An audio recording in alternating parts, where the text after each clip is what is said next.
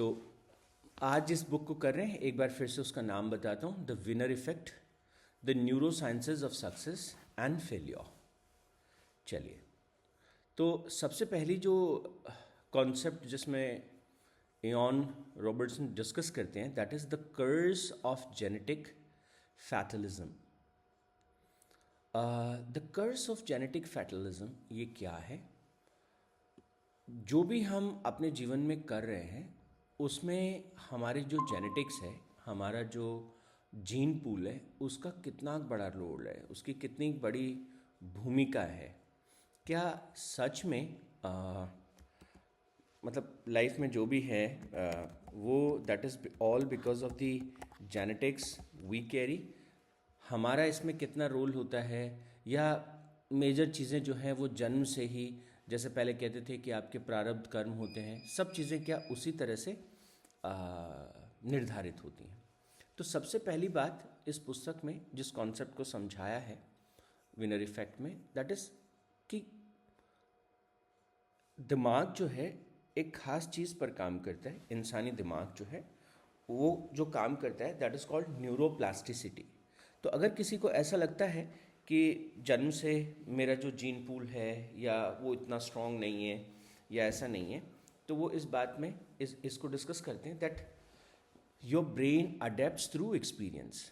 what you read, what you learn, what you discuss, what you think about, what you feel more often, वो सारी चीज़ें जो हैं, how you see things, which kind of perspective you have for things around you, how you interact with them, तो हमारा जो thinking है, हमारा जो फीलिंग है और हमारा जो बिहेवियर है, किस तरह से वो निर्धारित होता है, इसका सीधा सीधा असर जो है वो ब्रेन पर पड़ता है। और ब्रेन एक खास सिद्धांत पर काम करता है। ऐसा उसको क्या कहते हैं? Neuroplasticity. Neuroplasticity means like brain is fluidic, brain can change, and when brain can change mind also can change. लेकिन अगर माइंड में चेंज आता है तो फिर ब्रेन में चेंज आता है। अच्छा, ब्रेन में चेंज की ज़रूरत क्यों है? Because brain is a hardware, neurons are the hardware. तो हम आज तक अपने जीवन को जैसे जीते चले आए हैं, most likely we will keep living our life in the same way, because that pattern of living is hardwired into our neurons. So we need not to think about it. We need not to do anything about it. You will just keep doing same things as you have been doing till now.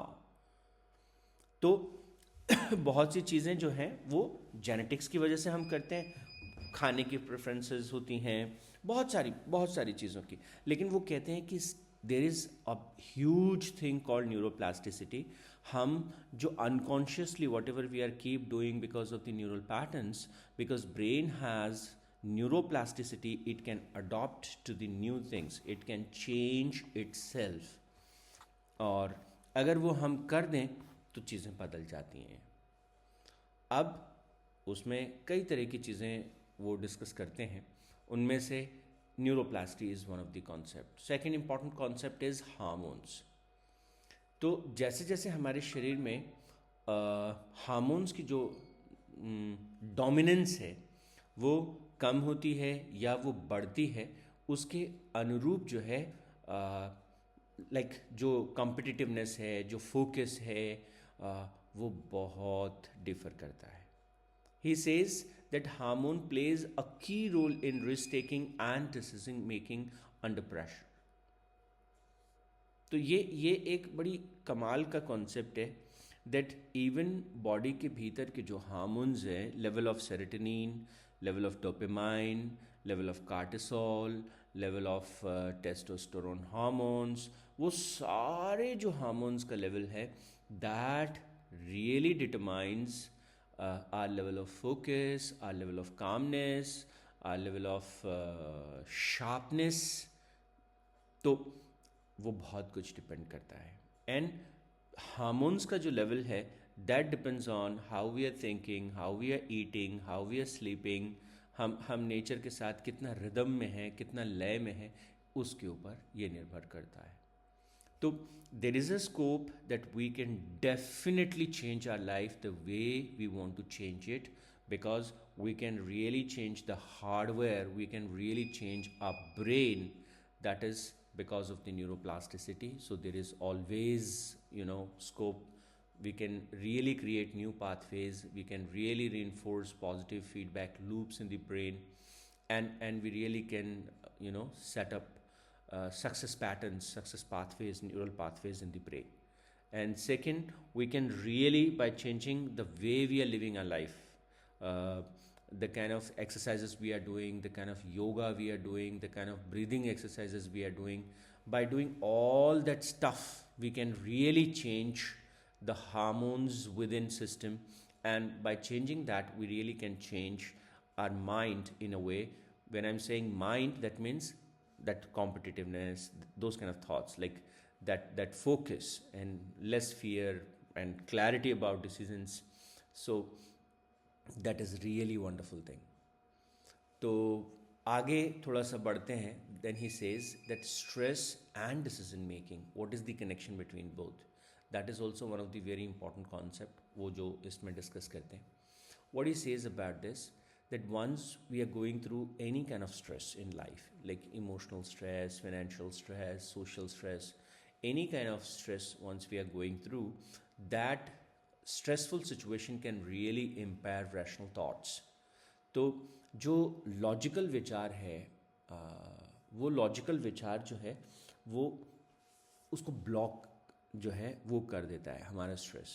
बहुत ही सहज में जो हमको दिखना चाहिए था, अरे ये कौन सी बड़ी बात है, ये तो कोई बड़ी बात नहीं है, this is the normal course of life, ऐसा तो मुझे करना ही चाहिए, दिस इज़ ऑब्वियस.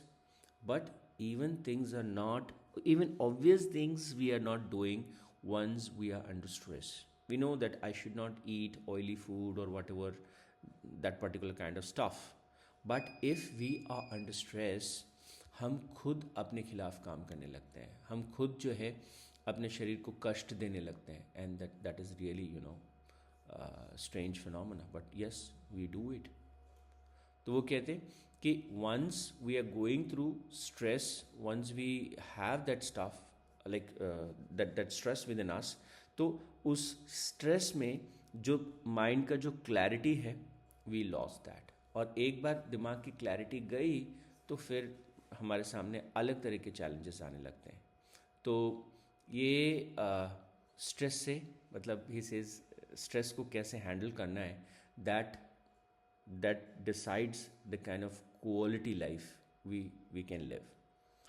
तो कैसे हैंडल करें स्ट्रेस को, हमने ऑलरेडी इसके बारे में बहुत सारी चीज़ें करी हैं, बहुत सारी एक्सरसाइजेस हमने पढ़ी हैं, लेकिन but still what is the easiest thing which can really help us. तो once we are going through any kind of stress, physical activities can really create wonder. See, there are two things. Stress means, most of the time, stress means that there are some kind of thoughts, there are some kind of feelings in the mind, those are continuously disturbing us. So one is our mind, second is our brain. So most of the time, whatever is going on in the mind, we have, same kind of hormonal systems जो mind में चल रहा है, जिस तरह के विचार, जिस तरह की फीलिंग, उसी तरह के हार्मोन्स, उसी तरह के बायोकेमिकल्स हम ब्रेन में रिलीज़ होते हैं, और वो दोनों के बीच में एक सिंक रहता है, एक तालमेल रहता है. तो जैसे अगर दिमाग में कोई तनावपूर्ण विचार है तो ब्रेन जो है वो कार्टिसोल रिलीज़ कर देता है. जब कार्टिसोल रिलीज़ कर देता है तो क्या होगा, वो उस थॉट को, उस स्ट्रेस को, मतलब let's leave that stress on the level of your body. तो that is how it goes. लेकिन यहाँ पे एक इंटरेस्टिंग बात यह है कि अगर हम फिज़िकल को, एक तरफ हमारा साइकोलॉजिकल बीइंग है, साइकोलॉजिकल बीइंग हमारी फिज़िकल बीइंग को लगातार प्रभावित करता है. तो अगर हम ऐसा देखें कि हमारा जो मनोमय कोश है वो मनोमय कोश, मन की जो हमारी स्थिति है, we are taking not according to the book but according to what we have been discussing. तो मनोमय कोश में अगर कुछ दिक्कत है, कोई विचार की दिक्कत है, कोई things are not going the way we want things to go, तो उसका प्रभाव हमारे ऊर्जा के स्तर पर प्राणमय कोश और अन्नमय कोश पर पड़ेगा। तो डेफिनेटली वी नो दिस, मनोमय कोश का तनाव ऊर्जा के प्रवाह यानी कि प्राणमय कोश पर और अन्नमय मतलब फिजिकल बॉडी पर पड़ेगा।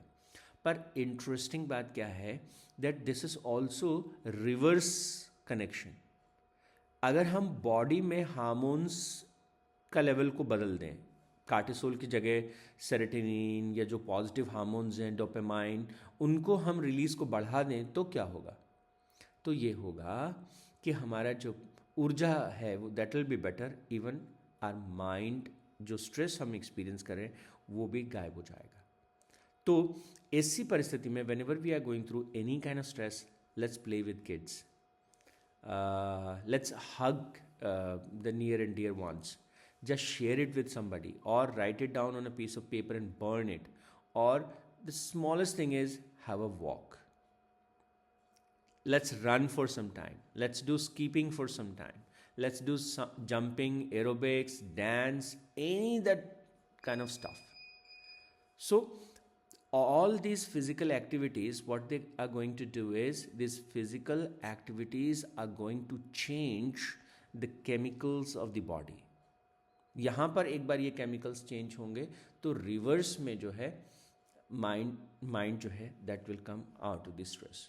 So he says that the winner's effect, that means that winners, they have strategies, winners, they have systems. So life is full of everything. So actually the winners know how to handle stress, how to handle decision making, how to handle distractions in life.